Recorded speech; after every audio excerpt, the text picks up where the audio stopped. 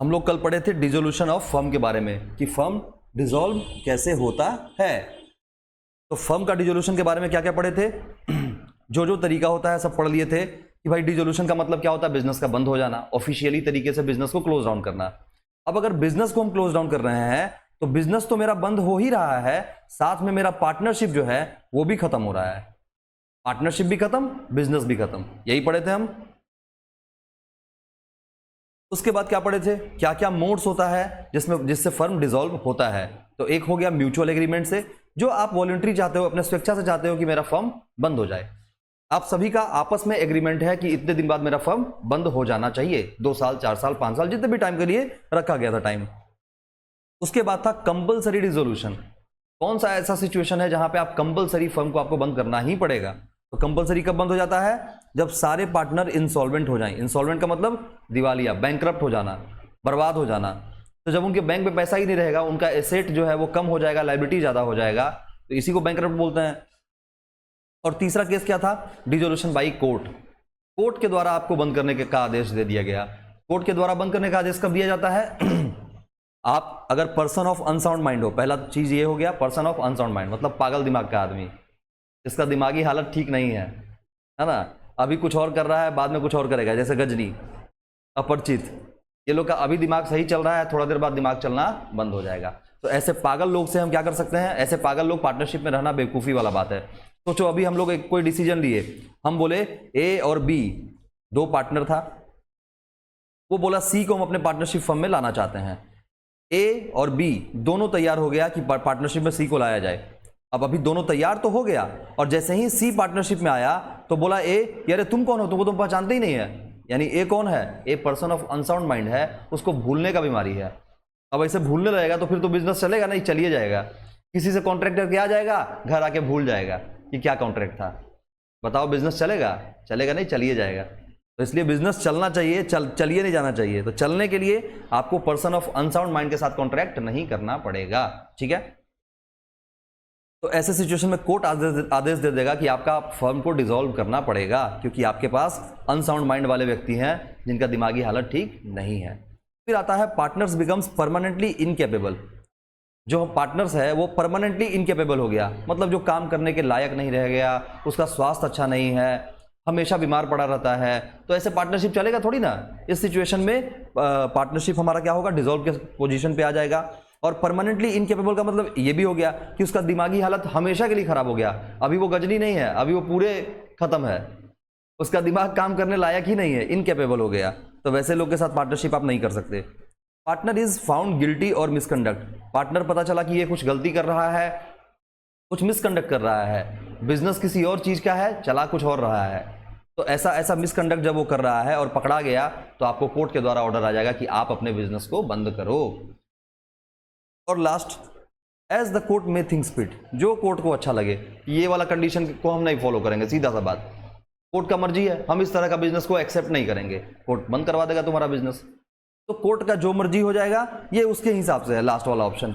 बाकी 3 ऑप्शन जो है वो हम लोग की दिक्कत से है, हम लोग अगर कुछ गलत करते हैं तो उसके हिसाब से है। एगो पगला आदमी जो अभी भूलता है बाद में याद आ जाता है, अभी भूलता है बाद में याद आ जाता है, अनसाउंड माइंड टाइप का पर्सन। और उसके बाद परमानेंटली इनकेपेबल पर्सन, जो काम करने लायक ही नहीं है। और तीसरा जो गलती कर रहा है, मिसकंडक्ट कर रहा है। अच्छा, 4th पॉइंट इसका क्या था, बाई नोटिस। आप नोटिस के द्वारा भी अपने पार्टनरशिप फर्म को डिसॉल्व कर सकते हो। ये नोटिस के द्वारा कब होता है, जब आप पार्टनरशिप एट विल को फॉलो कर रहे हो, मतलब बिजनेस चलता जाएगा चलता जाएगा चलता जाएगा। और जब ऐसा डिसीजन आएगा कि चलो ये पार्टनरशिप को खत्म करते हैं, तो आप नोटिस देके पार्टनरशिप खत्म कर सकते हो। 5वां पॉइंट है by happening of any event. अगर कोई इवेंट हो जाता है मेंशन्ड इन पार्टनरशिप डीड, अगर पार्टनरशिप डीड में उस इवेंट के बारे में चर्चा किया हुआ है, जैसे डेथ ऑफ ए पार्टनर। हमने जब पार्टनरशिप डीड बनाया उस वक्त डीड में ही लिख दिया कि इफ ए पार्टनर डाइज, अगर कोई भी पार्टनर मरता है, then we will dissolve the firm, हम लोग फर्म को डिसॉल्व कर देंगे। और उसमें सारे पार्टनर, 3 पार्टनर थे, तीनों पार्टनर साइन कर लिए। एक पार्टनर थे ए, दूसरा बी, तीसरा सी। अब बी मर गया, तो जब बी मर गया तो देन फर्म विल डिसॉल्व। तो फर्म को क्या करना पड़ेगा, डिसॉल्व करना पड़ेगा। क्यों? क्योंकि इस इवेंट के बारे में ऑलरेडी मेंशन था, कहां पे, पार्टनरशिप डीड में। तो जब ऑलरेडी मेंशन था तो आपको पार्टनरशिप फर्म को बंद करना पड़ेगा। उसके बाद आता है सेक्शन 48। सेक्शन 48 बहुत इंपॉर्टेंट है, इसलिए इसके आगे VBI मार्क किया हुआ है। और इसमें क्या लिखा हुआ था, इसमें कितने पॉइंट थे, 2 पॉइंट। ए पॉइंट क्या बोलता है, ए पॉइंट बोलता है सेटलमेंट ऑफ अकाउंट्स, अकाउंट को सेटल करना। तो अकाउंट को कैसे सेटल करेंगे, पहले जो हमारे पास प्रॉफिट पड़ा हुआ है उससे सेटल करेंगे। प्रॉफिट में कौन सा पोर्शन होता है, पुराने रिजर्व्स वगैरह, प्रॉफिट में से कुछ पोर्शन हम रिजर्व में डालते हैं ना, ताकि बुरे वक्त में काम आएगा, वो भी तो प्रॉफिट का ही पोर्शन है। तो पहले हम उससे सेटलमेंट करेंगे। अगर उससे भी, रिजर्व से भी पूरा नहीं पड़ता है तो फिर कैपिटल से सेटलमेंट करेंगे। क्या उपाय है, करना ही पड़ेगा, कोई ऑप्शन तो है नहीं। जब आपका फर्म बंद हो रहा है तो आपको पैसा कहां से देना पड़ेगा, चाहे अपना प्रॉफिट का कुछ पोर्शन जो आप बुरे वक्त के लिए बचा के रखे थे, वही बुरा वक्त अभी आ चुका है, तो आप उस बुरे वक्त में उसको यूज कर लो डिसोल्यूशन के टाइम में। या फिर अगर उससे पूरा नहीं पड़ा तो जो आपका कैपिटल का पोर्शन है उससे सेटलमेंट होगा। और अगर वहां से भी पूरा नहीं हुआ तो आपको lastly by partners in profit sharing ratio, partners अपने प्रॉफिट शेयरिंग रेशियो में अपना पैसा ला के देंगे, चाहे जहां से भी ला के दें, ला के देना पड़ेगा। उसके बाद आता है एप्लीकेशन ऑफ एसेट। कौन कौन सा एसेट एप्लीकेशन होता है, एसेट का एप्लीकेशन होता है। तो पहला रियलाइजेशन एक्सपेंसेस। अगर आपके बिजनेस में रियलाइजेशन एक्सपेंसेस हुआ, रियलाइजेशन एक्सपेंसेस का मतलब बिजनेस को बंद करने का खर्चा, बिजनेस को बंद करने का खर्चा। और जब बिजनेस को बंद करते हैं तो सारे एसेट लायबिलिटी को खत्म करना पड़ता है, एसेट को बेचना पड़ता है, लायबिलिटी को पे आउट करना पड़ता है। तो जब हम एसेट को बेचेंगे, इसी को बोलते हैं रियलाइजेशन का खर्चा। असली काम तो यही होता है ना, एसेट बेचना, बिजनेस का एसेट को बेच देना, क्योंकि जब तक एसेट नहीं बिकेगा लायबिलिटी नहीं पे ऑफ होगा। लायबिलिटी को पे करने में क्या दिक्कत, जब पैसा आया लायबिलिटी को दे दिए। तो जब हम एसेट को बेचेंगे तो ही हमारा लायबिलिटी पे आउट होगा। और एसेट को बेचने के लिए आपको कुछ खर्च करना पड़ेगा। किसके पीछे खर्च करना पड़ेगा, जिस भी व्यक्ति को आप ढूंढोगे, किस पर्पज से, एसेट को बेचने के पर्पज से। तो वो व्यक्ति अपना खर्चा लेगा कि नहीं। अब चाहे आप पार्टनर को ही अपना अपॉइंट कर लिए हो कि तुम ही भाई सारा एसेट बेच के दे दो, तो पार्टनर ही खर्चा लेगा, लेगा कि नहीं। जो आदमी काम करेगा वो पैसा तो लेगा, काम करने का ही तो पैसा लिया जाता है। दूसरा पॉइंट आता है आउटसाइड लायबिलिटी। अब ये आउटसाइड लायबिलिटी दो तरह का होता है, एक होता है सिक्योर्ड और दूसरा होता है अनसिक्योर्ड। सिक्योर्ड का मतलब वैसा लायबिलिटी जो किसी एसेट से सिक्योर्ड है। जैसे हम किसी बैंक से लोन लिए। अब बैंक का जो लोन था वो बोला कि देखिए अगर आप लोन पेमेंट नहीं करते हो तो आपका लैंड हम एक्वायर कर लेंगे। तो ये जो लैंड एक्वायर कर लेगा वो, यानी सिक्योरिटी में मेरा वो लैंड का पेपर ले रहा है। जैसे ही हम उसका लोन क्लियर नहीं करेंगे वो मेरा लैंड लेके चला जाएगा, मेरा बिल्डिंग लेके चला जाएगा। जो भी जिस भी चीज से सिक्योर्ड रहेगा, जिस भी चीज को हम सिक्योरिटी में उसको देंगे, वो चीज वो लेके चला जाएगा। यानी ये वाला लोन सिक्योर्ड है तो पहले इसको पेमेंट करेंगे, मोटा मोटा खर्चा पहले कर लेंगे, फिर छोटा मोटा खर्चा को बाद में कर लेंगे। तो जो आउटसाइड लायबिलिटी हमारा सिक्योर्ड वाला है उसको पहले पेमेंट करेंगे। फिर आउटसाइड लायबिलिटी जो बाहरी वाला है, अनसिक्योर्ड है, जो उतना सिक्योरिटी वाला नहीं है, फिर उसको पेमेंट कर देंगे। अब देखो बाहर के सारे लोग चले जा चुके हैं, बाहर के एसेट बेच दिए, पहले हम एसेट बेच के बाहरी लोग को पेमेंट कर दिए। बाहरी लोग दो तरह के थे, दोनों को पेमेंट कर दिए। अब आता है कि जो भाई मालिक है वो भी कभी बिजनेस में जरूरत था तो लोन दिया था, होता है ना, कभी इंपॉर्टेंट हो जाता है लोन लेने, मतलब पैसे का बहुत नीड है। अब हम बाहर पैसा मांगने जा रहे हैं, कोई दे नहीं रहा है, तो अंत में पार्टनर का तो खुद का ही बिजनेस है, वो कहां भागेगा, बोलेगा देखो भाई मेरा कैपिटल का पोर्शन साइड कर लो, कैपिटल का पोर्शन जो मेरा था वो तो है ही, चलो हम एक्स्ट्रा में तुमको कुछ लोन दे देते हैं, पर तुम उनको बाहर ही ट्रीट करना, लोन के पोर्शन के लिए तुम उनको हमेशा बाहर ही ट्रीट करना। जैसे बाहरी लोग को पेमेंट करते हो वैसे हमको भी पेमेंट करना, पर हम तुमको थोड़ा रियायत ये दे देंगे कि पहला पैसा बाहरी लोग को देना और उसके बाद बचेगा तो हमको देना। ऐसा नहीं कि नहीं बचेगा तो नहीं देना, तो नहीं बचेगा तो तुमको चढ़ाना पड़ेगा हिसाब में, क्योंकि ये लोन हम दे रहे हैं। तुम हमारे कैपिटल पे इंटरेस्ट ना तो चलेगा, लेकिन लोन पे जो इंटरेस्ट है वो तो देना पड़ेगा ना, क्योंकि एक्स्ट्रा पैसा हम दिए हैं, हम बाकी सब लोग से एक्स्ट्रा दिए हैं। तो ये इसको बाहरी लोन के जैसा ही ट्रीट करना। पर अगर कभी अब वैसा इमरजेंसी ही आ गया तो बाद में देना, पर मेरा लोन का जितना भी इंटरेस्ट बनेगा उतना खर्चा तो तुमको बिजनेस का मानना ही पड़ेगा। तो ये बाहरी के तरह ही ट्रीट होता है ये। तो लोन वाला पैसा भी देके क्लियर कर देंगे। अब देखो जब लोन का भी पेमेंट कर दिए तो अब जो बचा वो क्या बचा, मालिक का ओरिजिनल कैपिटल वाला पूंजी वाला पैसा, तो उसके बाद पूंजी को पेमेंट करेंगे।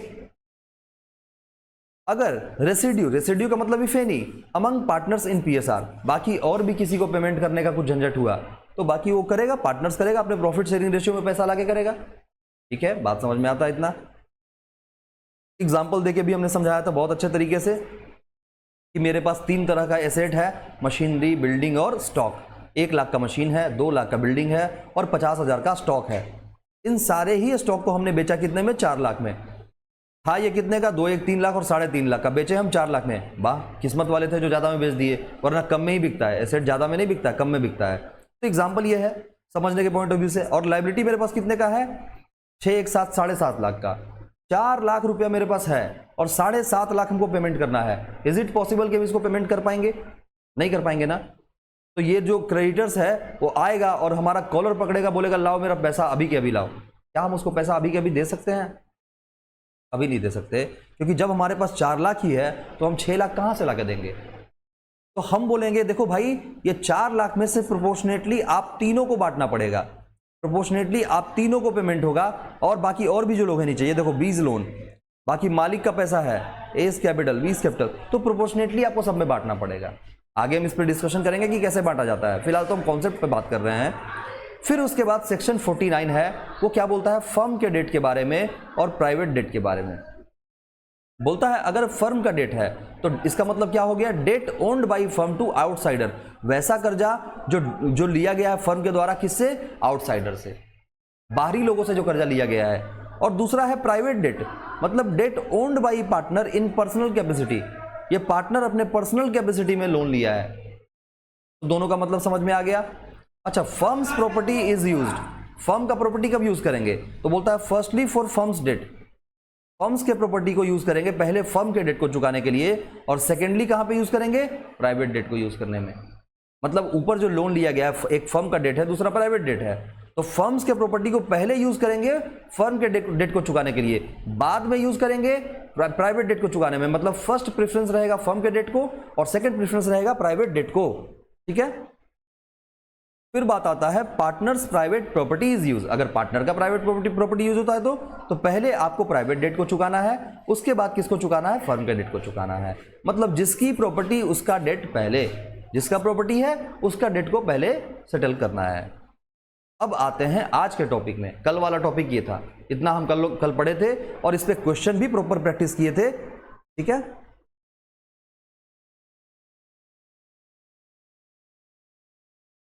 अब आते हैं स्टेप्स इन डिसोल्यूशन। अच्छा, ये भी तो कल पढ़ ही लिए थे, स्टेप्स इन डिसोल्यूशन, तो इसको भी एक बार रिवाइज कर लेते हैं। कौन कौन सा स्टेप है डिसोल्यूशन करने का? पहला स्टेप, क्लोज द बुक्स। सबसे पहले सारे बुक्स को बंद करो। बुक्स में कौन सा? बैलेंस शीट मेन है, तो पहले बैलेंस शीट को तुम खाली कर दो। बैलेंस शीट खाली होगा, अपने आप वो बंद हो जाएगा। खाली होने का मतलब बंद हो जाना। दुकान खाली कैसे होता है? दुकान को का सारा सामान को बेच देते हैं, सारा माल हटा देते हैं, सारा माल भी गया, सारा दिमाग का टेंशन भी गया, दुकान बंद हो गया। तो बैलेंस शीट भी तो वही है, एक तरफ से एसेट है, दूसरी तरफ से लायबिलिटी है। सारे एसेट को बेच दो, सारे लायबिलिटी को पे कर दो, दिमाग का टेंशन खत्म। लायबिलिटी दो तरह का, एक बाहर के लायबिलिटी, एक अपने लायबिलिटी। अपने लायबिलिटी मतलब पार्टनर्स का कैपिटल, बाहर का लायबिलिटी मतलब जो दूसरे लोग से, आउटसाइडर से पैसा लेके बैठे हुए थे। पहले बाहरी लोग को पे करेंगे, फिर अपने आप को पे करेंगे, और पे करके सारा कहानी खत्म, सारा एसेट बेचेंगे और प्रोपोर्शनली सबको बेच के खत्म कर देंगे। तो बोलता है प्रिपेयर कीजिए आप realisation account, partners capital account and cash bank account. जब आपको बुक्स को क्लोज करना है तो बैलेंस शीट को खाली करना पड़ेगा, और खाली करते समय आपको क्या क्या बनाना पड़ेगा? Realisation account, partners capital account and cash और bank account. Partners capital account है, ये कैसा अकाउंट है? आप इसको बोल सकते हो पर्सनल अकाउंट है, क्योंकि पर्सनल सबका अकाउंट खुल रहा है ना। XYZ 3 पार्टनर है, तो हर किसी के नाम का पर्सनल अकाउंट खुल रहा है, तो partners capital account personal account हो गया। रियलाइजेशन अकाउंट कैसा अकाउंट है? ये नॉमिनल अकाउंट है, क्योंकि इसमें फायदा और घाटा को हम देख रहे हैं कितना हमारा मतलब नॉमिनल अकाउंट ना, नॉमिनल अकाउंट है। हम इसमें क्या देख रहे हैं? फायदा और घाटा को देख रहे हैं कि बिजनेस में कितना फायदा हुआ। हम जब क्लोज करने जा रहे हैं तो क्लोज करते समय भी क्या होता है? बुक्स को खाली करना है, तो बुक्स को खाली करके कहीं तो भेजेंगे, तो जहां भेजेंगे उसी का नाम है रियलाइजेशन अकाउंट। अब ये रियलाइजेशन अकाउंट में जब हम भेजेंगे तो यहां भेजते समय हमको ये भी तो एनालिसिस करना पड़ेगा कि जब एसेट को भेज दिए रियलाइजेशन में, लायबिलिटी को भेज दिए रियलाइजेशन में, एसेट को बेच के पैसा ले आए, लायबिलिटी को बेच के पैसा दे दिए, सब कुछ कराने के बाद मेरा बैलेंसिंग फिगर क्या बचा? क्या हमको फायदा हुआ या नुकसान हुआ? अगर हमको फायदा हुआ तो बहुत अच्छी बात है, पर ज्यादातर केस में नुकसान ही होता है। क्योंकि देखो, कभी भी तुम अपने पुराने एसेट को बेचोगे तो वो हमेशा फायदे में नहीं बिकता है, वो घाटे में ही बिकता है। मानो ये टैब हम खरीदे 40,000 का, अब ये टैब को जब हम बेचने जाएंगे तो क्या 40,000 में बिक जाएगा? नहीं बिकेगा। इसका वैल्यू हमेशा मार्केट में कम लगेगा, और जब मार्केट में कम वैल्यू लगेगा तो प्रॉफिट होने का संभावना तो है नहीं। और लायबिलिटी वाला हमेशा चाहेगा कि हमको पूरा पैसा मिले। लायबिलिटी वाला कभी कम लेना चाहेगा क्या? मानो ये टैब को हम लोन पे उठाए, 40,000 का हम किसी क्रेडिट कार्ड से हम इसको ऑनलाइन बाई किए, तो अगर 1 साल हम इसको यूज कर लिए तो क्रेडिट कार्ड वाले को जो हम ईएमआई भर रहे थे वो तो पूरा पैसा ले रहा है, अभी भी जितना लेता था ईएमआई उतना ही ले रहा है।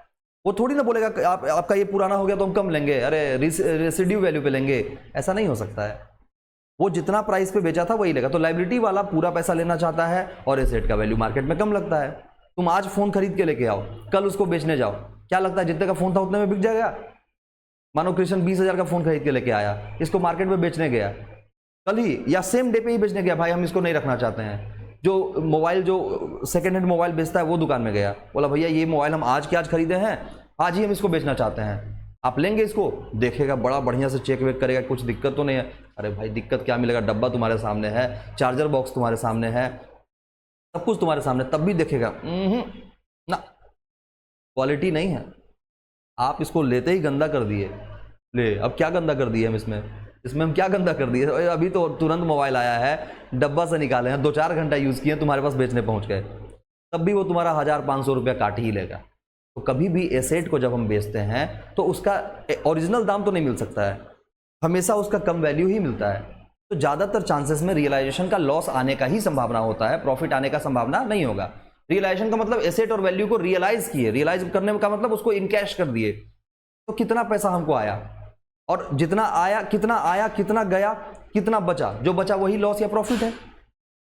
उसके बाद एक बनाएंगे हम कैश और बैंक अकाउंट।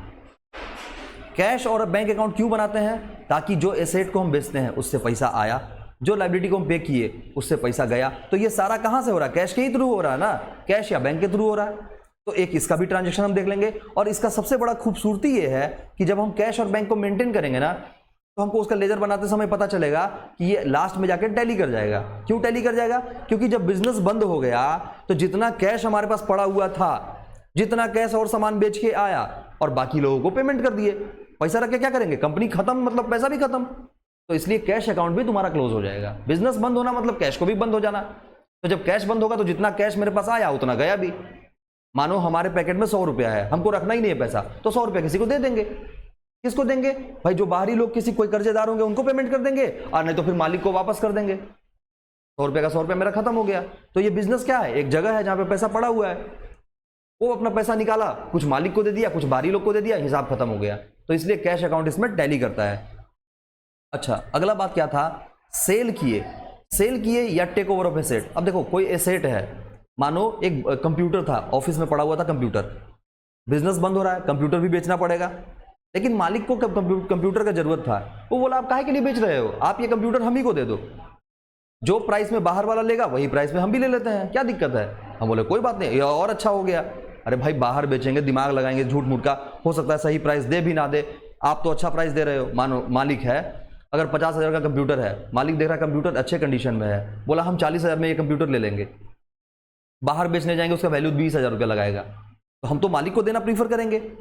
तो जैसे ही बिजनेस अगर मालिक को कोई एसेट दे देता है या मालिक उस एसेट को टेक ओवर कर लिया, तो जितने का एसेट मालिक ले गया उतने का मालिक लायबिलिटी घटेगा कि नहीं? यानी उतने का उसका कैपिटल अकाउंट का बैलेंस कम होगा कि नहीं? आपको अब कम पेमेंट करना पड़ेगा, पहले हमको पूरा पूंजी आपको देना पड़ता, अब उतने से कम देना पड़ेगा। तो पार्टनर्स कैपिटल नाम का लायबिलिटी मेरा डिक्रीज कर जाएगा, जिसको हम डेबिट कर देंगे। ठीक है, क्रेडिट किसको करेंगे? जो एसेट मेरा गया, लेकिन एसेट सबको, सारे एसेट को कहां लेके चले गए थे? रियलाइजेशन में। तो क्रेडिट किसको करेंगे? रियलाइजेशन को, क्योंकि एसेट जाके रखा हुआ है रियलाइजेशन में। तो अब हम बोल रहे हैं रियलाइजेशन नाम का ही एसेट मेरा है जो चला गया, तो एसेट डिक्रीज हुआ तो क्रेडिट हो गया, तो partners capital account debit to realisation account, इसका एंट्री हो जाएगा। ठीक है, फिर अगला बात आता है पे ऑफ या take over of liability. Liability को पे ऑफ कर रहे हैं या उसको टेक ओवर कर रहे हैं? अब बताओ, कोई मानो मेरा जानने वाला आदमी था जिससे हम बिजनेस को कर्जा दिलवा दिए थे, हम बोले काहे के लिए तुम उसको पेमेंट करोगे, चलो हम ही पेमेंट कर लेंगे, कुछ मिला जुला के देखते हैं पेमेंट हो जाए तो सही है। तो उसके पेमेंट का जिम्मेवारी हम खुद उठा लिए। अगर पार्टनर किसी लायबिलिटी का जिम्मेवारी उठाता है तो बिजनेस में वो पार्टनर ही अब लायबिलिटी बन गया, सामने जो बाहरी लायबिलिटी था वो खत्म हो गया और पार्टनर ही लायबिलिटी बन गया। तो बाहरी लायबिलिटी को खत्म करो और घर के लायबिलिटी को फिर से क्रिएट कर लो। ठीक है, ये बात समझ में आया? फिर आगे चलते हैं, हम क्या करेंगे? रियलाइजेशन अकाउंट को क्लोज करेंगे और उसका बैलेंस जो है ट्रांसफर करेंगे कहां पे? Partners capital account. क्यों करेंगे? क्योंकि देखो रियलाइजेशन अकाउंट से चाहे तो प्रॉफिट आएगा, चाहे तो लॉस आएगा। ये प्रॉफिट हो या लॉस हो, झेलना किसको है? झेलना है मालिक को, तो उसके पार्टनर्स कैपिटल में ट्रांसफर करेंगे। अच्छा, पार्टनर्स कैपिटल में कैसे ट्रांसफर करेंगे? अगर मानो वो प्रॉफिट में है तो प्रॉफिट क्या करता है? उसके अकाउंट को बढ़ाता है ना, तो प्रॉफिट उसके अकाउंट को बढ़ाएगा तो पार्टनर्स कैपिटल मेरा लायबिलिटी है ना, लायबिलिटी को इंक्रीज कर देंगे, क्रेडिट हो जाएगा। और जैसे ही लॉस होगा तो इसको डेबिट कर देंगे। डेबिट क्रेडिट समझ में आ गया? फिर क्या बोलता है पांचवा पॉइंट, क्लोज करेंगे पार्टनर्स के कैपिटल अकाउंट को और ट्रांसफर करेंगे इसके बैलेंस को कैश या बैंक अकाउंट में। पार्टनर्स कैपिटल अकाउंट को क्या करेंगे? क्लोज करेंगे और इसके बैलेंस को कहां ट्रांसफर करेंगे? कैश या बैंक अकाउंट में। अच्छा, ये भी लॉजिकल हम समझाए थे कि मानो पार्टनर्स कैपिटल अकाउंट बन रहा है, ठीक है। अब इस पार्टनर्स कैपिटल अकाउंट में जितना भी क्रेडिट साइड में बैलेंस होगा ये सब पार्टनर का पैसा है जो इसको देना है, तो जितना इसमें से मैनेज करना था वो सारा मैनेज करते चले गए। लास्ट में और भी कुछ पैसा निकल रहा था उसको दे के खत्म करेंगे कैश या बैंक के थ्रू। तो इसका मतलब जो भी बैलेंसिंग फिगर में आएगा ये क्या आएगा? कैश और बैंक का ही तो बैलेंस आएगा, क्योंकि उतना दे के खत्म करना है उसके अकाउंट को। ये पैसा उसका था, ये पैसा उसका मैनेज हो गया, तो इतना पैसा था, इतना मैनेज हो गया, तो जो बचा हुआ है उसको कैश और बैंक के थ्रू दे के खत्म कर देंगे। इसलिए उसका जो भी बैलेंस होता है वो कैश और बैंक अकाउंट में ट्रांसफर कर देते हैं। फिर छठा पॉइंट था कि क्लोज करेंगे कैश बैंक अकाउंट को एंड इट विल टैली। ये ऊपर भी हम बता चुके थे कि जैसे ही कैश बैंक अकाउंट को हम क्या करेंगे? क्लोज करेंगे, तो वो ऊपर में फिर बाद में वो क्या हो जाएगा? टैली हो जाएगा, क्योंकि जितना कैश आया उतना कैश गया। एग्जाम्पल, XYZ इक्वल पार्टनर था, उसका बैलेंस शीट दे रखा है। इक्वल पार्टनर का मतलब 1:1:1 का पार्टनर। उसके पास कैश था 40,000 का, बिल्डिंग था 1 लाख का, डेटर था 2,05,000 का और एडवर्टीजमेंट सस्पेंस था 30,000 का। क्रेडिटर था 45,000 का। एक्स का कैपिटल, वाई का कैपिटल, जेड का कैपिटल तीनों 1-1 लाख का था और जनरल रिजर्व पड़ा हुआ था 30,000। मतलब हम ये कह सकते हैं कि general reserve X Y Z तीनों का बराबर बराबर होगा 10,000 10,000 10,000। ठीक है, ये एसेट है, ये लायबिलिटी है, दोनों टैली है, ठीक है। बैलेंस शीट अपना कंप्लीट है। एडवर्टीजमेंट सस्पेंस जो होता है वो क्या होता है? कूड़ा होता है। अच्छा, अभी हम बात करते हैं, एडजस्टमेंट भी देख लेते हैं एक बार। तो बिल्डिंग और डेटर को सोल्ड कर दिया गया। बिल्डिंग को 60,000 में बेचा, डेटर को 1 लाख में बेचा, ठीक है। उसके बाद क्रेडिटर्स को पे कर दिया 40,000 और रियलाइजेशन अकाउंट आपको बनाने बोल दिया, पार्टनर्स कैपिटल अकाउंट बनाने बोल दिया और कैश अकाउंट बनाने बोल दिया। जब हम इसका रियलाइजेशन अकाउंट बनाएंगे तो सबसे पहला काम क्या होता है? सारे एसेट को ट्रांसफर करो। कौन कौन सा एसेट हमारे पास है? कैश। ये होगा ट्रांसफर? क्या नहीं होगा, क्योंकि कैश का हम सेपरेट अकाउंट खोलते हैं। तो ट्रांसफर किसको करेंगे? बिल्डिंग को करेंगे, डेटर को करेंगे। क्या ये मेरा एसेट है? क्या नहीं, ये तो मेरा कूड़ा है। तो कूड़ा को एसेट कैसे बोल सकते हैं? तो एसेट हमारा दो ही है, बिल्डिंग और डेटर। तो बिल्डिंग और डेटर का 1 लाख और 2,05,000 को हम यहां ट्रांसफर कर देंगे। देखो, एसेट साइड में 1 लाख और 2,05,000। फिर बात आता है लाइबिलिटी। तो देखो, ये तो मालिक का पूंजी है ना, पार्टनर्स कैपिटल, तो ये पार्टनर्स कैपिटल के लेजर में चला जाएगा। और ये जो जनरल रिजर्व पड़ा हुआ है ये भी मालिक का ही पैसा है, तो इसको भी कहां भेजेंगे? पार्टनर्स कैपिटल में। ये भी पार्टनर्स कैपिटल में जाएगा, ये भी पार्टनर्स कैपिटल में जाएगा। बचा क्या? क्रेडिटर्स। केवल लाइबिलिटी में 45,000 जाएगा। तो देखो, लाइबिलिटी को भी ले जाके रियलाइजेशन अकाउंट में हम रख दिए। तो 2 एसेट आ गया रियलाइजेशन में, 1 लाइबिलिटी आ गया रियलाइजेशन अकाउंट में, ठीक है। इतना काम हम कर लिए। अब चलते हैं आगे। आगे देखो, जब हम पार्टनर्स कैपिटल अकाउंट बनाएंगे तो पार्टनर्स कैपिटल अकाउंट में ये तीनों बैलेंस को डाल देंगे, 1-1 लाख 1-1 लाख 1-1 लाख, और जनरल रिजर्व जो मेरा 30,000 है इसको भी बांट देंगे 10-10,000 करके, ठीक है। तो ये देखो, यहाँ पार्टनर्स कैपिटल में हमारा 1-1 लाख करके तीनों में बैलेंस आ गया और जनरल रिजर्व 10-10,000 तीनों में बट गया, बाई जनरल रिजर्व करके, और ये opening balance by balance BD करके, ठीक है। और जो एडवर्टीजमेंट सस्पेंस नाम का कूड़ा एक बच गया। बैलेंस शीट हमने ऑलमोस्ट खाली कर दिया। देखो, बैलेंस शीट में कुछ छोड़े क्या? हम कुछ भी नहीं छोड़े, क्योंकि क्या क्या था? क्रेडिटर्स को ले ही गए, XYZ का कैपिटल को लेके चले ही गए, जनरल रिजर्व को लेके चले ही गए, कैश चला गया, बिल्डिंग चला गया, डेटर चला गया। कैश को कैश अकाउंट में भेज देंगे, इसको भी नहीं भेजे हैं, जब भेजेंगे तब देखेंगे। एडवर्टीजमेंट सस्पेंस पे भी हम बात कर रहे हैं। तो जो हमारा एडवर्टीजमेंट सस्पेंस है ये क्या है? कूड़ा। और इस कूड़ा को हम कहां ट्रांसफर कर दिए हैं? पार्टनर्स के कैपिटल अकाउंट में। तो कूड़ा को हम भेज दिए पार्टनर्स कैपिटल अकाउंट में। देखो, उतने से पार्टनर्स का कैपिटल का बैलेंस कम हो जाएगा, क्योंकि एडवर्टीजमेंट सस्पेंस जो है ये खर्चा है। इसको हम बैलेंस शीट के एसेट साइड में दिखाते जरूर हैं, पर है तो ये क्या? खर्चा। और ये कैसा खर्चा है? Deferred revenue expenditure. तो है तो खर्चा ही ना, ये तो हमारे कैपिटल को कम करेगा ही। तो इसको हम डेबिट कर दिए, कैपिटल हमारा कम हो गया 10,000 से, ठीक है। बाकी उसके बाद अब हम आएंगे इधर हमारे रियलाइजेशन अकाउंट में। रियलाइजेशन अकाउंट में अभी हम बेचने वाला काम एक बार कर लेते हैं। पहले देखो बैलेंस शीट में और क्या आइटम बच गया खत्म करने के लिए। कैश भी खत्म हो चुका है, कैश को भेज देते हैं यहाँ पे।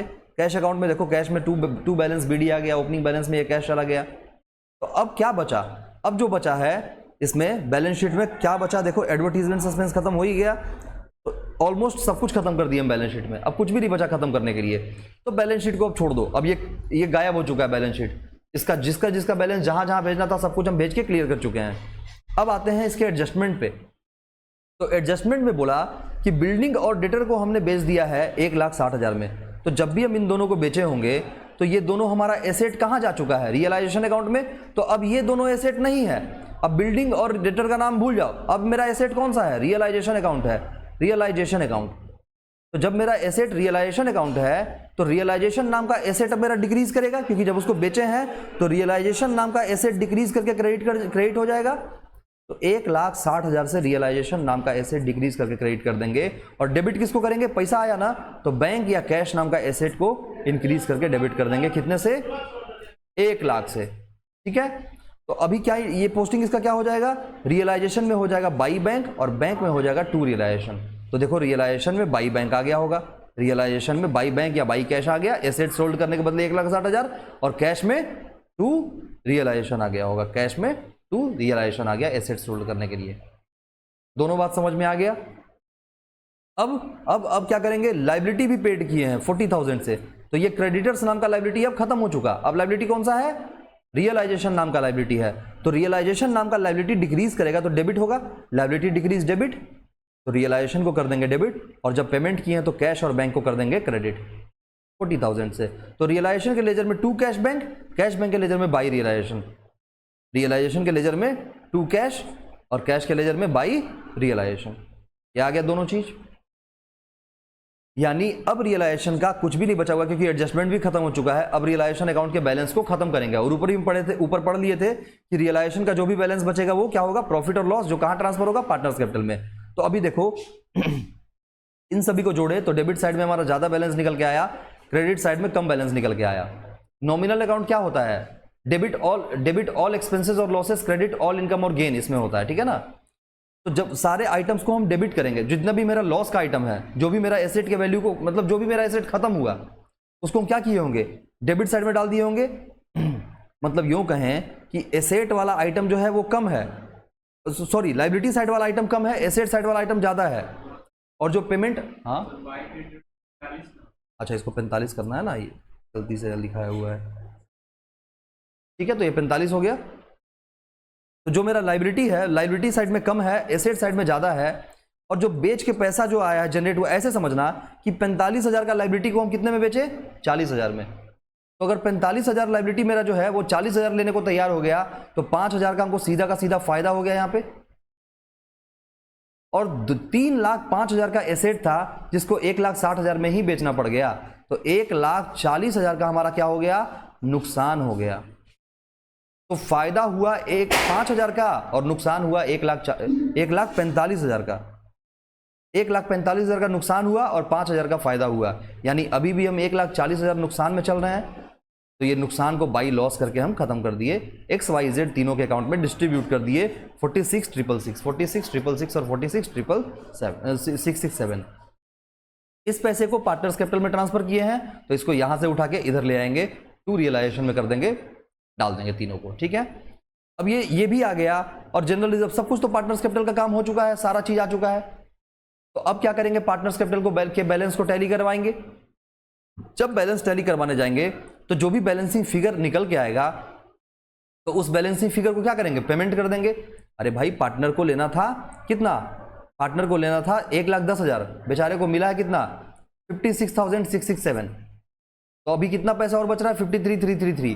तो इतना पैसा और दे देंगे उसको। तो ये पार्टनर को पेमेंट कर दिए। कैश का कमी नहीं है मेरे पास, कैश है हमारे पास, कैश में कोई दिक्कत नहीं है। देखो कैश हमारे पास ऑलरेडी पड़ा हुआ है, क्योंकि पड़ा हुआ तो रहेगा ही ना, सारा कैश का तो हिसाब करके बैठे हुए हैं ही। ओपनिंग बैलेंस का हमको पता ही है, रियलाइजेशन से हमको इतने का एसेट बेच के आ ही गया है, मतलब एसेट बेचने से इतना पैसा आ गया है। तो जो एसेट बेच के पैसा आया है ये वाला, कुछ पड़ा हुआ था, कुछ बेच के आया है, इसी से तो सब लायबिलिटी खत्म करेंगे। तो एक बाहर के लायबिलिटी को तो पेमेंट करके खत्म कर दिए, बचा घर वाला लायबिलिटी, बाकी बंटवारा कर दिए, तीनों में हो गया। तो यही वाला सेम टू सेम पैसा उठ के यहां पे आ जाएगा, XYZ के कैपिटल में चला जाएगा, और उसके बाद हमारा कैश और बैंक का बैलेंस पूरा टैली कर जाएगा।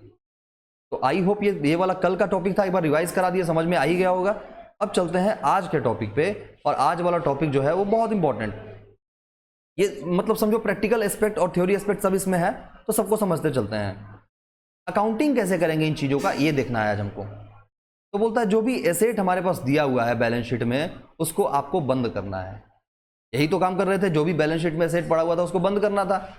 तो उसका क्या हिसाब किताब किए, realisation account debit to sundry asset, सारे एसेट को हम क्या किए, खत्म कर दिए। तो एसेट सन्ड्री का मतलब टोटल एसेट, और इसलिए बाद में हम लिख दिए इंडिविजुअली। जब आप लिखोगे तो सिर्फ सन्ड्री एसेट नहीं लिखोगे, सारे बैलेंस शीट के एसेट के अमाउंट को जोड़ के सन्ड्री एसेट लिख दिए, काम नहीं चलेगा। हम सन्ड्री एसेट लिखने का मतलब ये बताना चाह रहे हैं कि हर एसेट को आपको इंडिविजुअली नाम लिखना पड़ेगा। जैसे बिल्डिंग है तो बिल्डिंग लिखेंगे, लैंड है लैंड लिखेंगे, फर्नीचर है फर्नीचर लिखेंगे, सबको इंडिविजुअली लिखेंगे और सारे एसेट को डिक्रीज करके क्रेडिट कर देंगे। और डेबिट किसको करेंगे, रियलाइजेशन। और क्या मान के चलेंगे कि जो मेरा पहले एसेट हुआ करता था ये सब, अब मेरा एसेट कौन है, रियलाइजेशन मेरा एसेट है। तो रियलाइजेशन को ही हम एसेट मान लेंगे। ये बात समझ में आता है। देखो, all the assets including goodwill is transferred to realisation except cash bank और फिक्टिशियस एसेट्स। क्या बोला कि सारे ही एसेट को आप इंक्लूडिंग गुडविल, ये बात आगे तुमको समझ में आएगा, इसको हम हाईलाइट कर रहे हैं अभी, याद रखना ये बात आगे समझ में आएगा, ठीक है। इंक्लूडिंग गुडविल वर्ड हम बोल रहे हैं। गुडविल भी देखो, बाकी जगह पे क्या होता था, जो पहले पार्टनरशिप में हम लोग पढ़ रहे थे, वहां पे हम क्या बोलते थे कि अगर गुडविल बैलेंस शीट में कुछ एग्जिस्टिंग गुडविल है, एग्जिस्टिंग गुडविल, तो उसको राइट ऑफ कर दो। यहां राइट ऑफ नहीं करना है, यहां गुडविल को भी ट्रांसफर करना है रियलाइजेशन अकाउंट में, वो भी एसेट वहीं पे जाएगा, सारा एसेट वहीं चला जाएगा उठ के। लेकिन किसको छोड़ के, कैश बैंक को छोड़ के और फिक्टिशियस एसेट्स को छोड़ के। अभी तो बताए थे, क्यों, क्योंकि कैश बैंक का सेपरेट लेजर बनता है, तो उसका बैलेंस को उसी के बैंक लेजर में खोल भेजेंगे ना, कैश बैंक का ओपनिंग बैलेंस में वो चला जाएगा। फिक्टिशियस एसेट्स को यहां नहीं ट्रांसफर करते हैं, क्योंकि फिक्टिशियस एसेट तो कूड़ा है, एसेट रहता तब तो ट्रांसफर करते, ये दिख जरूर रहा है एसेट साइड में पर है तो कूड़ा। तो इस कूड़े को कहां ट्रांसफर करेंगे, मालिक का कैपिटल कम करने में, पार्टनर्स कैपिटल अकाउंट में डेबिट कर देंगे इसको, ताकि मालिक का पैसा कम हो जाए उतने से, जितना जितना उसका शेयर बनता है उतने से। दूसरे पॉइंट पे आते हैं, liabilities given in balance sheet are closed. जैसे एसेट को बंद किए वैसे लाइबिलिटी को भी बंद करना पड़ेगा। तो कैसे बंद करेंगे, जस्ट लाइक उसी की तरह, लाइबिलिटी जब मेरा डिक्रीज करेगा तो क्या हो जाएगा, डेबिट हो जाएगा। तो सन्ड्री लाइबिलिटी को हम डेबिट कर दिए, इंडिविजुअली हर किसी का नाम लिखेंगे, creditors, bills payable, outstanding expenses, ये सारे आइटम्स का नाम लिखते चलेंगे, लिख लिख के लाइबिलिटी को क्या करेंगे, डेबिट करके खत्म करेंगे। और एक लाइबिलिटी क्रिएट कर लेंगे जो नाम है क्या, रियलाइजेशन। रियलाइजेशन नाम का नया लाइबिलिटी क्रिएट हो गया। अब जब भी कभी लाइबिलिटी का बात होगा तो हम किसका नाम लेंगे, रियलाइजेशन का नाम लेंगे। एसेट का बात होगा तो किसका नाम लेंगे, रियलाइजेशन का नाम लेंगे। चाहे बात एसेट का हो चाहे बात लाइबिलिटी का हो, नाम किसका लेंगे, रियलाइजेशन का लेंगे, क्योंकि सारा एसेट लाइबिलिटी वहीं पे जाके रखा हुआ है और सबको बेच के खत्म करना है ना, सबको खत्म भी करना है। लाइबिलिटी में देखो किसको छोड़ना है, excluding partners capital, free reserve, partners loan, ये तीन चीज को छोड़ना है। तो पार्टनर्स कैपिटल जो है क्यों छोड़ेंगे, क्योंकि पार्टनर्स कैपिटल का बैलेंस पार्टनर्स कैपिटल अकाउंट में जाएगा ओपनिंग बैलेंस में। फ्री रिजर्व जो है वो भी पार्टनर्स कैपिटल में जाएगा जस्ट उसके नीचे। और पार्टनर अगर कोई लोन दिया है तो इसको भी क्या करेंगे, इसको पेमेंट करेंगे, इसको डायरेक्टली पेमेंट करके खत्म कर देते हैं। ये बात आगे क्वेश्चन में समझ में आएगा, जो कल तुम्हारा डाउट भी था पार्टनर्स का लोन वाला। तो पार्टनर्स का लोन जो है वो कभी भी इसको हम आउटसाइड लायबिलिटी नहीं मानेंगे, है आउटसाइड के जैसा। पार्टनर अगर लोन दिया तो है आउटसाइड, लेकिन पार्टनर बोलेगा कि देखो हम तो अंदर का ही आदमी है ना, हम बाहर का आदमी तो है नहीं जो तुम्हारे साथ कुछ दगा कर जाएंगे या कुछ वैसा कुछ बात हो सकता है हम लोग के बीच में। तो मेरा पैसा तुम देके खत्म कर लो, हमको लायबिलिटी मत मानो, झूठ मूठ के उसको रियलाइजेशन में ट्रांसफर करके उतना झंझट नहीं करने का। ये मेरा जो लोन है इसको पेमेंट कर दो, हिसाब कर दो, कैश अकाउंट में ये आ जाएगा, इसका ट्रीटमेंट सीधा सीधी, ठीक है। उसके बाद एसेट्स जो रिकॉर्डेड या अनरिकॉर्डेड एसेट है, कुछ वैसा एसेट चाहे वो रिकॉर्डेड हो चाहे वो नहीं रिकॉर्डेड हो। क्या मतलब हो गया इसका, जैसे मानो कि कोई अचानक से मेरा कोई बैड डेट रिकवर हो गया, चलो ये भी नहीं, दूसरा एग्जांपल लेते हैं। हमारे बिजनेस में कुछ ऐसा एसेट पड़ा हुआ था जिसको हम बैलेंस शीट में लिखना ही भूल गए थे, वो अनरिकॉर्डेड है। तो अनरिकॉर्डेड है तो जब आज बिजनेस बंद हो रहा है, गोडाउन खाली हो रहा है, तो वो एसेट भी निकला बाहर। तो जब वो एसेट भी बाहर निकला तो ये भी तो अपना एसेट ही है ना, कोई अलग थोड़ी ना है, ये भी तो अपना एसेट है, भले ही ये बैलेंस शीट में रिकॉर्डेड नहीं है, ये अनरिकॉर्डेड है। कुछ एसेट रिकॉर्डेड था, कुछ अनरिकॉर्डेड है। लेकिन सेल जो कर रहे हैं आज सेल तो सबको कर रहे हैं, ठीक है, या टेक ओवर हो रहा है तो टेक ओवर तो सबको हो रहा है। मानो कोई एक प्रिंटर निकला छुपा हुआ, ठीक है, प्रिंटर किसी पार्टनर को पसंद पड़ गया, पार्टनर बोला हम इसको टेक ओवर कर रहे हैं, तो पार्टनर उसको लेके चला गया, या अगर लेके नहीं जाता तो उसको मार्केट में बेच आते जाके। तो जो भी एसेट रिकॉर्डेड मिला या अनरिकॉर्डेड मिला, सारे ही एसेट का ट्रीटमेंट होगा। रिकॉर्डेड का मतलब देखो क्या लिख दिए, हम नीचे लिख के भी समझा दिए, जो बैलेंस शीट में था वो रिकॉर्डेड हो गया, जो बैलेंस शीट में नहीं था अनरिकॉर्डेड हो गया। सोल्ड का मतलब जिसको बेच दिए, और टेक ओवर का मतलब जिसको पार्टनर ले गया। अच्छे से समझ में आया ये बात?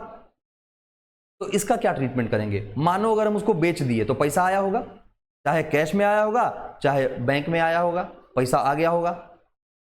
और क्या बेचे? एसेट बेचे ना, तो एसेट अब कहां चला गया है? रियलाइजेशन में। तो रियलाइजेशन नाम का एसेट मेरा डिक्रीज करके क्रेडिट हो जाएगा। एसेट चला गया, बेचे हैं तो पैसा आया होगा, नहीं बेचते होते, अगर कोई पार्टनर टेक ओवर कर लेता तो उस पार्टनर्स के कैपिटल अकाउंट को हम कम करके डेबिट कर देते। तो ये भी बात समझ में आया अच्छे से? अगर बिक गया तो पैसा आएगा, नहीं बिका तो मालिक ले गया होगा, मालिक ले जाएगा तो उसके कैपिटल अकाउंट को कम कर लेंगे। और क्रेडिट किसको करेंगे? जो एसेट गया मेरा। एसेट कौन सा है मेरा? रियलाइजेशन, क्योंकि सारा एसेट तो वहीं पे जा चुका है। उसी तरीके से लायबिलिटी का भी ट्रीटमेंट, जो बैलेंस शीट में था रिकॉर्डेड, जो नहीं था वो अनरिकॉर्डेड। पैसे दे दिए यानी पेड, और पार्टनर पे कर देगा यानी टेक ओवर, बोला ये लायबिलिटी हम उठा लिए। तो उस सिचुएशन में वही रियलाइजेशन नाम का लायबिलिटी क्या होगा? कम हो जाएगा। लायबिलिटी कम होगा, डेबिट हो जाएगा। पैसा गया होगा मेरे यहाँ से तो कैश बैंक कम होगा, और अगर मालिक उसका जिम्मेवारी उठा लिया तो अब मालिक ही मेरा लायबिलिटी हो गया। जो जिम्मेवारी उठाएगा वही liability. Realisation expenses. Realisation expenses का मतलब कौन सा एक्सपेंसेस? एसेट बेचने के लिए खर्चा। अब तुम लोग को लगेगा क्या रियलाइजेशन एक्सपेंसेस बार बार बोल रहे हैं। जो हम लोग पहले पढ़े थे रीवैल्यूएशन, जब एसेट लायबिलिटी को रीवैल्यू करते थे, वहां रीवैल्यू करने का भी खर्चा आता था कि नहीं? याद करो, उस जगह पे बताया था रीवैल्यूएशन एक्सपेंसेस होता था। जब एसेट लायबिलिटी को रीवैल्यू करेंगे तो किसी न किसी बंदे को अपॉइंट करना पड़ेगा, उसको रीवैल्यूएशन करने का खर्चा देना पड़ेगा। तो आज जब बिजनेस को बेच रहे हैं तो क्या इतना आसानी से बिक जाएगा?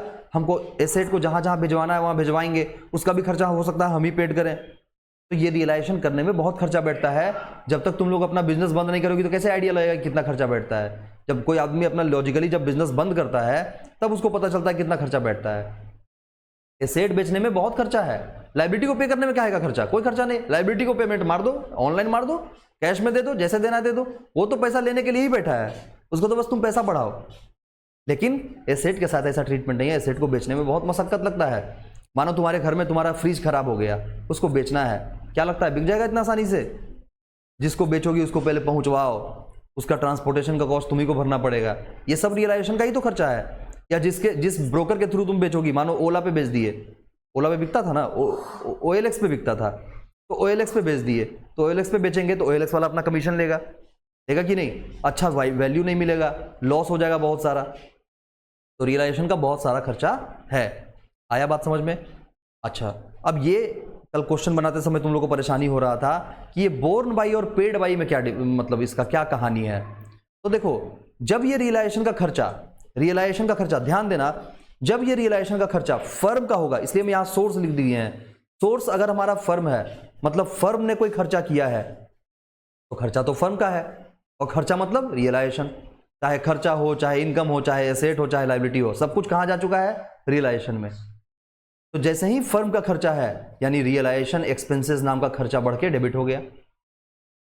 और पेमेंट कौन किया है? तो पेमेंट ये पेड बाई भी फर्म है, अगर खर्चा भी उसके द्वारा हुआ और पेमेंट भी उसी के द्वारा हुआ, मतलब बोर्न बाई भी उसी के द्वारा है, पेड बाई भी उसी के द्वारा है। तो जब खर्चा उसका है तो खर्चा को तो डेबिट कर दिया रियलाइजेशन, और पेमेंट किए हैं तो कैश को करेंगे क्रेडिट, पैसा चला गया होगा फर्म से।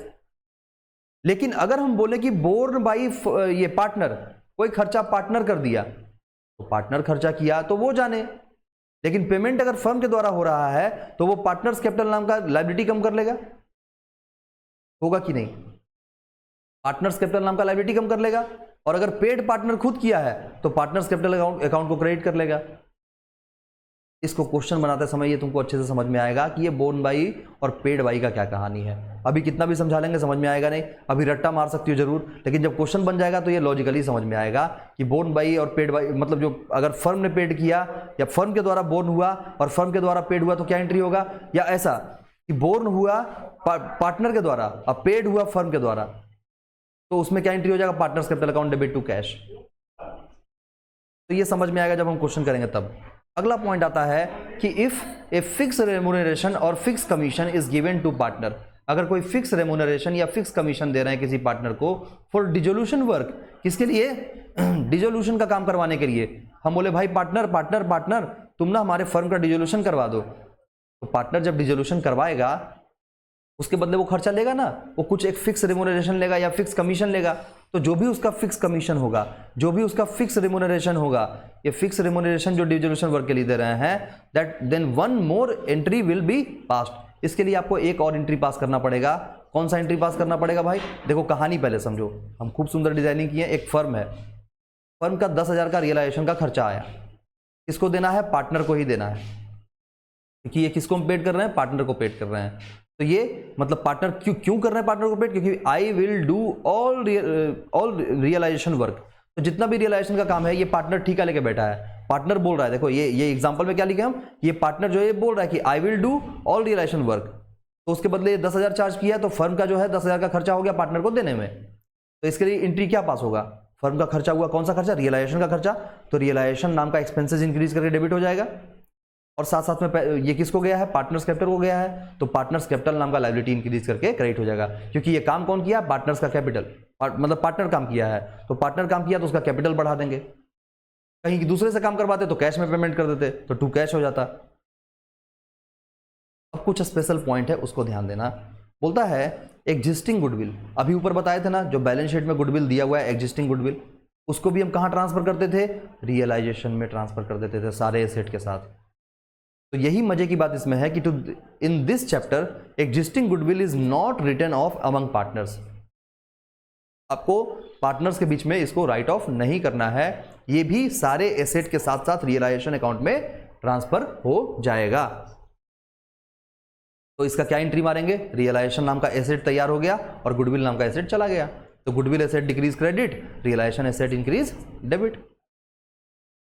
When an asset recorded या अनरिकॉर्डेड, कोई एसेट है चाहे वो रिकॉर्डेड है चाहे वो अनरिकॉर्डेड है, is given to an outside liability, outside liability वाले को हम दे दिए, रिकॉर्डेड है चाहे अनरिकॉर्डेड है, देन क्या होगा बताओ। हम क्या कहना चाह रहे हैं, हम बोल रहे हैं कोई एसेट है, ठीक है, वो एसेट चाहे तो रिकॉर्डेड है चाहे तो अनरिकॉर्डेड है, और उसके साथ साथ एक लायबिलिटी भी है, वो भी हो सकता है चाहे रिकॉर्डेड है चाहे अनरिकॉर्डेड है। हम ये कहना चाह रहे हैं कि मेरा लायबिलिटी वाले को हम पेमेंट कर दिए, तो लायबिलिटी पेमेंट करेंगे तो क्या होगा, डेबिट, लायबिलिटी डिक्रीज डेबिट, और एसेट को उसको उसके बदले में दे दिए हैं, लायबिलिटी के बदले में क्या दिए हैं, एसेट दिए हैं। तो जब लायबिलिटी के बदले में एसेट दिए तो लायबिलिटी डेबिट हो जाएगा, एसेट क्रेडिट हो जाएगा। तो इसमें ये बताओ कि कोई एंट्री हमको पास करने का जरूरत है क्या, ये तो ऑलरेडी जा चुका है। देखो अभी एग्जाम्पल के साथ समझते हैं। रियलाइजेशन में मेरा मशीन जा चुका है 10,000 का और क्रेडिटर्स जा चुका है 8,000 का। अब तो लायबिलिटी भी रियलाइजेशन है और एसेट भी रियलाइजेशन है, दोनों ही रियलाइजेशन है। अभी जो हम लिख के तुमको समझा रहे थे, हम क्या बोले थे, हम बोले कि लायबिलिटी जो है उसको खत्म कर रहे हैं, तो लायबिलिटी डिक्रीज होकर डेबिट हुआ और एसेट डिक्रीज होकर क्रेडिट हुआ। तो लायबिलिटी की जगह पर हम कौन सा वर्ड यूज कर रहे हैं, रियलाइजेशन, और एसेट की जगह पर भी कौन सा वर्ड यूज कर रहे हैं, रियलाइजेशन। तो दोनों रियलाइजेशन डेबिट भी होगा, रियलाइजेशन क्रेडिट भी होगा। ये पगला वाला काम क्यों करेंगे, ऐसा काम करेंगे ही नहीं। तो वही चीज यहाँ पे भी है कि अगर मेरा मशीन जा रहा है, ठीक है, मेरा मशीन जा रहा है, तो मेरा मशीन जो है वो किसको दे रहे हैं, हम क्रेडिटर्स को दे रहे हैं। देखो मशीन जो है 10,000 का, वो क्रेडिटर को हम दे दिए, given to creditors.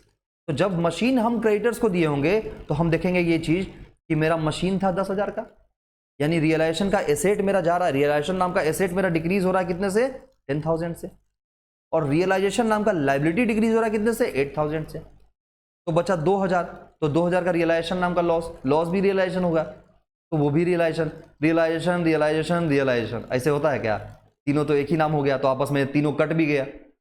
2 realisation debit हुआ, 8 2 10,000 मिला के, 1 रियलाइजेशन 10,000 है, तो डेबिट क्रेडिट आपस में कट गया। तो इसलिए इसका क्या एंट्री होगा, कोई भी एंट्री नहीं होगा। तो जब किसी एसेट से, चाहे वो एसेट रिकॉर्डेड हो चाहे वो एसेट अनरिकॉर्डेड हो, या उसको फिर किसी लाइबिलिटी से, चाहे वो लाइबिलिटी रिकॉर्डेड हो या अनरिकॉर्डेड हो, उस एसेट और लाइबिलिटी का आपस में अगर सेट ऑफ होता है तो उसका कोई भी जनरल एंट्री पास नहीं होगा। समझ में आया बात? आगे क्या बोलता है कि if question is silent about sale value of asset, अगर सेल वैल्यू ऑफ एसेट को लेके क्वेश्चन साइलेंट है, क्वेश्चन ने बताया ही नहीं कि हमने एसेट को कितने में बेचा, तो ऑलवेज भी क्या एज्यूम बुक वैल्यू। अगर एसेट का कोई भी वैल्यू नहीं दिया हुआ है तो हम उसको क्या मानेंगे, book value. But this is only applicable for tangible assets. In case of tangible assets there is no value of assets if unless until nothing is given in the question. अगर क्वेश्चन में दिया हुआ ही नहीं है तो हम intangible assets का value क्यों मानेंगे? अच्छा लॉजिक समझो, मानो मेरा गुडविल, हम किसी बिजनेस को खरीदे और उसको 5 लाख रुपया उसको गुडविल भी दिए, तुम उसके गुडविल को हमने परचेज किया और 5 लाख देके उसके बिजनेस को खरीद लिया गुडविल के बदले, बाकी सामान का पैसा अलग से दिए। मानो उसके दुकान में 10 लाख का सामान था, 10 लाख रुपया भी दिए और 5 लाख ऊपर से गुडविल का पैसा दिए, और वो हमको बोला था कि इस गुडविल से, इस बेसिस पे हम खरीदे थे कि ये गुडविल हमको 5 साल तक तो बेनिफिट देगा ही देगा। आज मेरा 6ठा साल चल रहा है, गुडविल का क्या वैल्यू है? 0, क्योंकि 5 साल में हमने उसके पूरे गुडविल को यूज कर लिया। अब लोग उसको नहीं जानते हैं, अब लोग हमको जानते हैं। तो हमको जानते हैं तो मेरा जैसा इमेज होगा, मेरा जैसा गुडविल होगा, उसके बेसिस पे कस्टमर मेरे यहाँ आएंगे। तो गुडविल को हम, अगर कुछ भी क्वेश्चन में नहीं दिया है कि गुडविल का वैल्यू कितना बचा हुआ है साल के अंतिम में, हम उसको नील ही मान के चलेंगे, क्योंकि गुडविल अब काहे का, जब गुडविल जब खरीदे थे तब था, आज गुडविल नहीं भी हो सकता है। अगर होता तो क्वेश्चन में दिया हुआ रहता, तो क्वेश्चन में नहीं दिया हुआ है तो गुडविल का हम वैल्यू क्या मानेंगे, 0 मानेंगे, नील मानेंगे। लेकिन जो टेंजिबल एसेट्स है, जितने वैल्यू पे वो बैलेंस शीट में रिकॉर्डेड है उतने वैल्यू पे हम उसको ले लेंगे, क्योंकि वो तो है ही, वो तो दिख रहा है हमको कि इतने का है। अगला बात बोलता है if question is silent about amount paid to outside liability. अगर क्वेश्चन साइलेंट है कि कितना अमाउंट हम पेड किए लायबिलिटी को, यहां भी बुक वैल्यू ही लेंगे। मानो लायबिलिटी क्रेडिटर्स पड़ा हुआ है हमारा 50,000 का, तो 50,000 का क्रेडिटर है और बोला कि हमने पेमेंट कर दिया, इस क्रेडिटर को पेमेंट कर दिया, लेकिन ये नहीं लिखा कि कितना पेमेंट किए। तो भाई जितना बाकी है उतना देंगे, दिए होंगे, सीधा सा बात है, जितना बकाया रहेगा उतने ना देंगे। तो लायबिलिटी को हम किस वैल्यू पे पेमेंट किए, बुक वैल्यू पे। तो बेसिक थ्योरी है ये सब। अब देखना ट्रीटमेंट जरा, आउटसाइड लायबिलिटी में क्या क्या आता है और नॉट आउटसाइड लायबिलिटी में क्या क्या आता है। तो तुम लोग तो ये सब में पारंगत हो। आउटसाइड लायबिलिटी में क्रेडिटर्स हो गया, बिल्स पेबल हो गया, ट्रेड पेबल्स हो गया, पार्टनर्स का रिलेटिव से अगर लोन ले लिए, मतलब मानो पार्टनर्स की वाइफ लोन दे दी, या पार्टनर्स का हस्बैंड लोन दे दिया, अगर फीमेल पार्टनर है तो उसका हस्बैंड लोन दे दिया, तो हस्बैंड कौन है, रिलेटिव का पार्ट हो जाएगा। अभी नहीं कि खाली वाइफ और हस्बैंड ही होगा, बेटा भी हो सकता है, बाबूजी भी हो सकते हैं, मम्मी भी हो सकती है, दादाजी भी हो सकते हैं, कोई दोस्त भी हो सकता है, मतलब कोई भी रिलेटिव में कोई भी आ जाएगा। दोस्त तो खैर रिलेटिव क्या ही होगा, दोस्त तो रिलेटिव नहीं होगा, पार्टनर्स फ्रेंड बोल देंगे उसको। उसके बाद बैंक से लोन लिए, बैंक से ओवरड्राफ्ट किए, ये सब आउटसाइड लायबिलिटी है। एम्प्लॉई का प्रोविडेंट फंड, याद करो शुरू से ही हम बताते आ रहे हैं कि जो ईपीएफ होता है इसको जस्ट लाइक लायबिलिटी ट्रीट करते हैं, क्योंकि कंपनी ने अगर पैसा काटा है तो उसको अपने जो भी उसका एम्प्लॉई है उसके अकाउंट में ट्रांसफर करवाना पड़ेगा। तो जब तक वो रखा हुआ है तब तक के लिए उसका क्या है, लायबिलिटी है, वो उसका दिमाग का टेंशन है। उसके बाद क्या बात आया था, आउटस्टैंडिंग एक्सपेंसेस, ये भी लायबिलिटी है। इनकम रिसीव्ड इन एडवांस, ये भी लायबिलिटी है, किसी से एक्स्ट्रा पैसा हम रिसीव करके रखे हुए हैं, तो ये भी क्या है, लायबिलिटी है। उसके बाद कौन सा लायबिलिटी नहीं है जरा वो देखना, एक फ्री रिजर्व। फ्री रिजर्व क्या लायबिलिटी, आउटसाइड लायबिलिटी है, अरे मालिक का पैसा है, अलग से फ्री रिजर्व में डाल के रखा है। वर्कमैन कंपनसेशन रिजर्व, मालिक का पैसा है, अलग से एक अलग रिजर्व बना के रखा है, स्पेशल रिजर्व, स्पेसिफिक रिजर्व ये है। इन्वेस्टमेंट फ्लक्चुएशन रिजर्व, मालिक का पैसा है, अलग से इन्वेस्टमेंट अगर ऊपर नीचे होता है उसके लिए रखा है। पार्टनर्स का कैपिटल अकाउंट, ये मालिक है वाला तो पैसा है, ये पार्टनर का लोन अकाउंट, बोला है देखो भाई लोन दिए हैं, इसको तुम ज्यादा दिमाग इस पे मत लगाना, जब देना होगा पेमेंट कर देना, ये भी मालिक का पैसा है। उसके बाद प्रोविजन, कोई प्रोविजन बनाया है तो प्रोविजन अपने पैसा से बनाते हैं ना, दूसरे के पैसे से बनाएंगे क्या, तो ये सब क्या है, ये सब आउटसाइड लायबिलिटी नहीं है। ठीक है, तो इसके लिए आपको पैसे देने पड़ेंगे, इसके लिए पैसे नहीं मांगेंगे, ये मांगने वाले लोग नहीं है। ये कैसे मांगेंगे, तो मालिक ही है, किससे मांगेंगे बताओ, ये किससे मांगेंगे, अपने आप से मांगेंगे, तो ये पैसे नहीं मांगेंगे और इनको तो पैसा देना पड़ेगा। आया बात समझ में अच्छे से, ये वाला टॉपिक। अब देखो इन्वेस्टमेंट फ्लक्चुएशन रिजर्व का जरा हिसाब किताब समझो, IFR, इन्वेस्टमेंट फ्लक्चुएशन रिजर्व का क्या हिसाब किताब करते हैं। तो बैलेंस शीट में इन्वेस्टमेंट फ्लक्चुएशन रिजर्व नाम का पड़ा हुआ था, कितना, 5,000 अमाउंट, और इन्वेस्टमेंट हमारे पास कितना पड़ा हुआ था, 1 लाख का। मतलब क्यों हम ये करते हैं कि ये जो 1 लाख का इन्वेस्टमेंट मेरा है, अगर ये ऊपर नीचे होता है तो 5,000 रुपये तक का हम झेल सकते हैं, हम उतने का रिजर्व बना के रखे हैं। ये रिजर्व कहाँ से आया था? अपना जो प्रॉफिट हुआ होगा बिजनेस में, उस प्रॉफिट में से ही तो निकाले होंगे। क्यों निकाले? ताकि इन्वेस्टमेंट ऊपर नीचे हो सकता है, इसलिए निकाले। तो जब ये निकाले हैं और फिर रियलाइजेशन अकाउंट को जरा देखना कि जब हम बिजनेस को अब बंद करने वाले हैं ना, अब हम बिजनेस बंद करने वाले हैं, तो अब तुम रियलाइजेशन अकाउंट बनाए होंगे। तो जब बनाए होंगे तो सारे एसेट को लेके गए होंगे, बैलेंस शीट के सारे एसेट को लेके गए होंगे रियलाइजेशन के डेबिट साइड में, और बैलेंस शीट के सारे लायबिलिटी को लेके गए होंगे रियलाइजेशन के क्रेडिट साइड में। तो दोनों को ले आए, इधर 1 लाख ले आए, इधर 5,000 ले आए। ये बात समझ में आया? अब बोलता है कि वर्कमैन कंपनसेशन रिजर्व का क्या ट्रीटमेंट करेंगे? वैसे ही करेंगे। ये देखो WCR हमारे बिजनेस में पड़ा हुआ है 10,000। अगर वर्कर के साथ कुछ घटना घटता है तो उसको हम अपने इस रिजर्व में से पैसा निकाल के देंगे। ये भी रिजर्व कहां से आया होगा? प्रॉफिट में से ही आया होगा। ठीक है, तो ये जो वर्कमैन कंपनसेशन रिजर्व है 10,000 का, अगर कोई भी वर्कमैन कंपनसेशन का लायबिलिटी नहीं आया और या कोई भी इंफॉर्मेशन क्वेश्चन में नहीं दिया हुआ है, तो नहीं देने का मतलब कोई लायबिलिटी नहीं आया होगा, सीधी सी बात। किसी का हाथ टूट गया, किसी का पैर टूट गया, ऐसा कोई कंप्लेन नहीं आया, आता तो ये लायबिलिटी बनता। अगर आया ही नहीं कंप्लेन तो क्या दिक्कत है? बांटेंगे, मालिक बांट के ले जाएंगे अपना घर। वर्कमैन कंपनसेशन रिजर्व को सीधे उठाएंगे, मालिक बोलेंगे देखो भाई रियलाइजेशन अकाउंट तुम ज्यादा तेज मत बनना, यहाँ पे ये तुम्हारा पैसा नहीं है, ये मेरा प्रॉफिट का पोर्शन काट के बनाया गया था। तो जब मेरा प्रॉफिट का पोर्शन काट के बनाया गया है, इसको कौन लेके जाएगा? हम लेके जाएंगे। तो ये अपना बाई WCR कर लेंगे और अपना बराबर बराबर जिस भी रेशियो में उनका रेशियो चल रहा है बांट के कहानी खत्म कर लेंगे। लेकिन लेकिन लेकिन इसका केस 2 देखो, वर्कमैन कंपनसेशन क्लेम आ गया कितने का? 4,000 का। वर्कमैन कंपनसेशन का लायबिलिटी कितने का आया? 4,000 का। तो हम ये जो घड़ा बनाए थे, इस घड़े में कितना रखे हुए थे पैसा? 10,000 रखे हुए थे। 10,000 रुपया रखे हुए थे, जिसमें से 4,000 का लायबिलिटी आ चुका, मतलब 4,000 का इलाज करवा दिए हम अपना एम्प्लॉय को। तो जब 4,000 का इलाज करवा दिए और मेरे पास तो जितने का लायबिलिटी आया, अब 4,000 का ये लायबिलिटी आया होगा। हाँ, इसमें समझने वाला चीज़ क्या है, ये समझना कि ये रियलाइजेशन अकाउंट जब हम बनाएंगे तो रियलाइजेशन अकाउंट में क्या करेंगे? हम पहले तो इस लायबिलिटी को दिखा देंगे। लायबिलिटी को दिखाते हैं ना क्रेडिट साइड में, तो लायबिलिटी इंक्रीज क्रेडिट दिखा दिए। लेकिन ये 4,000 हमको पेमेंट भी तो करना पड़ेगा। मतलब 4,000 का जो लायबिलिटी आया है, ये लायबिलिटी हम ठीक है लायबिलिटी क्रिएट कर लिए 4,000 का, पर अब तो बिजनेस बंद हो रहा है, तो जिसके ऊपर लायबिलिटी है उसको पेमेंट करेंगे कि नहीं? जहां जहां बकाया है 4,000 का जहां अमाउंट बाकी है, मानो जिस भी पेशेंट के साथ घटना घटा, तो उसको ये 4,000 मेरा दिमाग का जैसे ही देखे उसके साथ घटना घटा, लायबिलिटी उसको बना लिए, पर उसको क्लाइंट को पेड भी तो करना पड़ेगा। उस जो वो मेरा इंप्लॉई जो है उसको पेमेंट भी तो करना पड़ेगा। तो लगे हाथ पेमेंट भी कर देंगे टू कैश करके। ये लोग भूल जाते हैं, इसलिए हम लिख दिए इसमें। तो इसको याद रखने का, ठीक है, कि पेमेंट भी करना है। अगर कोई क्लेम आया है तो अब तो बिजनेस बंद हो रहा है, अब पेमेंट नहीं करेंगे तो कब करेंगे? तो उसको पेमेंट भी लगे हाथ कर देना है। ठीक है, तो देखो अब तुम खुद समझना कि 10,000 का हम घड़ा बनाए थे और 10,000 में से 4,000 इस घड़े में से पानी निकाल लिए, तो बचा 6,000। मालिक क्या बोलेगा? रियलाइजेशन अकाउंट तुम बीच में मत बोलना, ये पैसा मेरा है 6,000, हम इसको अपना हिस्सा में बांट लेंगे। ठीक है, तो जो भी रिजर्व में पैसा बच गया वो कौन बांटेगा? मालिक बांट लेंगे। अब जरा केस 3 देख लो। अब मेरा जो क्लेम आया है कितने का आया? 13,000 का क्लेम आ गया। हम घड़ा में कितना पैसा डाल के रखे थे? 10,000। क्लेम कितने का आ गया? 13,000। औकात से ज्यादा आ गया कि नहीं? तो जब औकात से ज्यादा आएगा तो लोग गलती यही करते हैं कि वर्कमैन कंपनसेशन लायबिलिटी डाल देते हैं। कितना? 13,000 का। अरे कैसे 13,000 डालेंगे? लायबिलिटी जो हम 13,000 डाल रहे हैं, ठीक है आया है 13,000, और 13,000 यहां पे रियलाइजेशन अकाउंट से हम कितने का मैनेज कर सकते हैं? मैक्सिमम 10,000।